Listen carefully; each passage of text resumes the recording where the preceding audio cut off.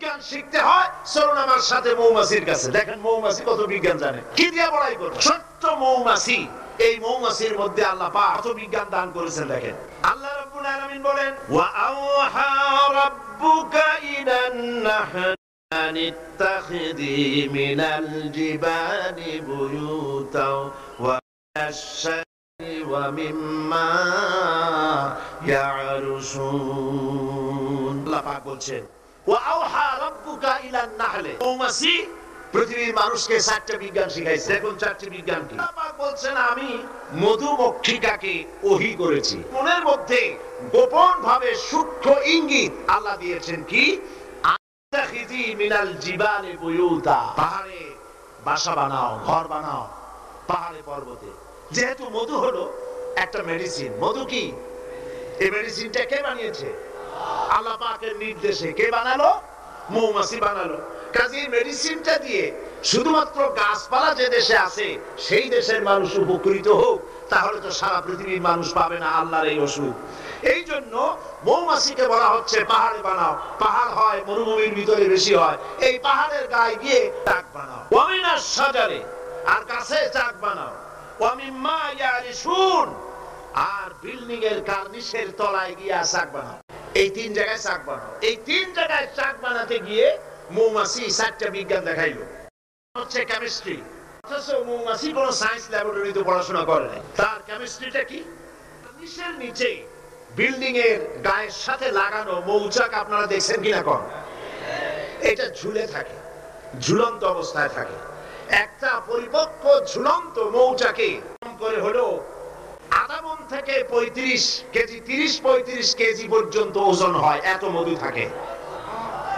এখন এই মধু ঝুলে আছে, এটা ঝোলাবার জন্য তার কাছে কোনো সুপার গ্লু ছিল না, কোন আঠা ছিল না। আল্লাহ পাক তাকে এমন আঠা শিক্ষা দিয়েছেন যে আঠা লাগাই দিয়েছে, লাগাবার পর মৌমাছি সেখানে মধু দিয়া 20 কেজি, 30 কেজি, 35 কেজি পর্যন্ত হইল, অথচ ছিঁড়ে পড়লো না। মৌচাক কার্নিশ থেকে ছিঁড়ে পড়ে গেছে, এরকম দেখা গেছে নাকি?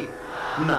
মৌ যখন ভরে গেল, তখন মধু কেটে নিয়ে যাওয়ার পর ছেঁড়া খাতা যেমন ঝোলে, ওই রকম দেখা যায় ছেঁড়া খাতার মতো ঝুলছে, তাও পড়ে না। 6 মাস 1 বছর পর্যন্ত লেগে থাকে। ছোট্ট মৌমাছিকে এই আঠা জাতীয় কেমিস্ট্রি কে শিখাইল? এই বিজ্ঞান কে তার শিক্ষা দিল? সুবহানাল্লাহ। মৌমাছির দ্বিতীয় বিজ্ঞান ইঞ্জিনিয়ারিং টেকনোলজি।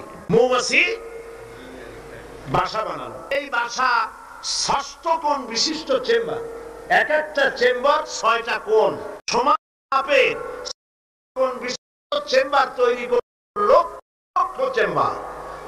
অথচ তার কাছে জ্যামিতি বক্স ছিল না, তার কাছে মেশিন মাপ করে সুন্দর করে এটাকে এভাবে সাজাইয়া এই মৌমাছি ভিতরে মৌ ঢুকাইয়া আবার চেম্বার গুলির মুখ আটকায় দিল, যেন ফোটা ফোটা হইয়া যা সে সঞ্চয় করেছিল তা যেন পড়ে না যায়। এই যে বাসা বানাইলো, এটা হলো তার ইঞ্জিনিয়ারিং টেকনোলজি। এরপরে হলো মেডিকেল সায়েন্স, চিকিৎসা বিজ্ঞান। আল্লাহ রাব্বুল আলামিন মৌমাছিকে বলছেন, সুম্মা কুলি মিন কুল্লি সামারাতি ফাসলুকি সুবুলা বিকা যুলুলা, সব রকমের ফুল থেকে মধু চুষে নাও আর তোমার রবের নির্ধারিত পথে চলতে থাকো। সব রকমের ফুল থেকে মধু আহরণ করে জায়গায় রাখলো, পয়জন হলো না, এটা মানুষের জন্য সেবা হয়ে গেল। আর মধু কখনো নষ্ট হয় না, কখনো পচে না। মধু যদি পিওর থাকে, ওর ভিতরে যদি আপনি কিছু না মিশান, বছরের পর বছর মধুর প্রিয় থাকবে, নষ্ট হবে না। আলহামদুলিল্লাহ। ঔষধের পচন ক্রিয়া নষ্ট করার জন্য অ্যালকোহল ব্যবহার করা হয়। বিজ্ঞানীরা আবিষ্কার করেছেন অ্যালকোহলের কোনো প্রয়োজন নাই, বরং অ্যালকোহলের পরিবর্তে হালাল মধু ব্যবহার করলেই ঔষধের পচন ক্রিয়া নষ্ট হতে পারে। আল্লাহ পাক বলেছেন, ফিহে শিফাউল লিন্নাস, এর মধ্যে রয়েছে মানব গোষ্ঠীর জন্য সেবা, রোগের প্রতিষেধক। সুবহানাল্লাহ। এটা হলো মেডিকেল সায়েন্স। চতুর্দিক থেকে মধু সংগ্রহ করে একত্রিত করছে, প্রয়োজন হচ্ছে না, এটা তার জন্য মানুষের জন্য সেবা হয়ে যাচ্ছে।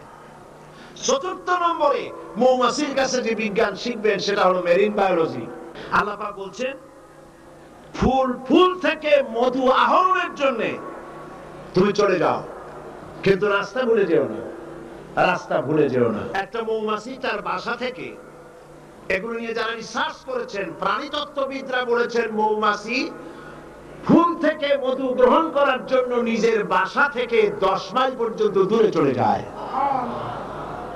আপনারা কোনোদিন দেখেছেন কোন মৌমাছি আপনার ঘরে এসে পথ খুঁজতেছে, বাবা বাসা হারাইছি, যাবো কোন পথে? তালাশ করছে কখনো? আল্লাহ পাক বলছেন তুমি যাবে ফুল থেকে মধু আহরণ করার জন্য, রাস্তা ভুলে যেও না। সুবহানাল্লাহ ওয়া বিহামদিহি।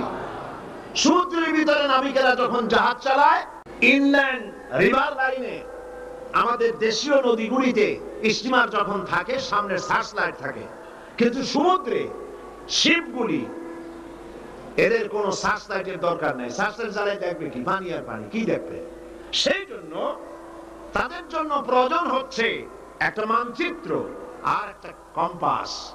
কম্পাস, মানচিত্র, রাডার, এগুলিকে ফলো করে স্টিমার শিপগুলি মহাসমুদ্রের ভেতর দিয়ে চলে, পথ হারায় না। এবার আপনি বলেন, মৌমাছি নিজের মৌচাক, এই চট্টগ্রাম কলেজের কার্নিসের নিচে তার বাসা, মধু আহরণ করার জন্য চলে গেল হাটহাজারী। হাটহাজারী গেছে মধু আনতে, ওর কাছে কোন কম্পাস ছিল? কোন মানচিত্র ছিল? কোন মানচিত্র, কোন কম্পাস নাই। চলে গিয়েছে মৌ আনতে, আর ঠিক সেখান থেকে মধু মুখে করে এনে আবার জায়গায় পৌঁছে গিয়েছে। সুবহানাল্লাহ ওয়া বিহামদিহি। হে মানুষ, তুমি কোনটা দিয়ে আল্লাহর সাথে, তুমি কি দিয়ে নিজের বড়াই করো? কোন ক্ষেত্রেই মানুষের বড়াই নয়, সমস্ত শ্রেষ্ঠত্ব, বিরাটত্ব, মহানত্ব সবটাই আল্লাহ রাব্বুল আলামিনের জন্য। জোরে সরে বলেন আল্লাহু আকবার।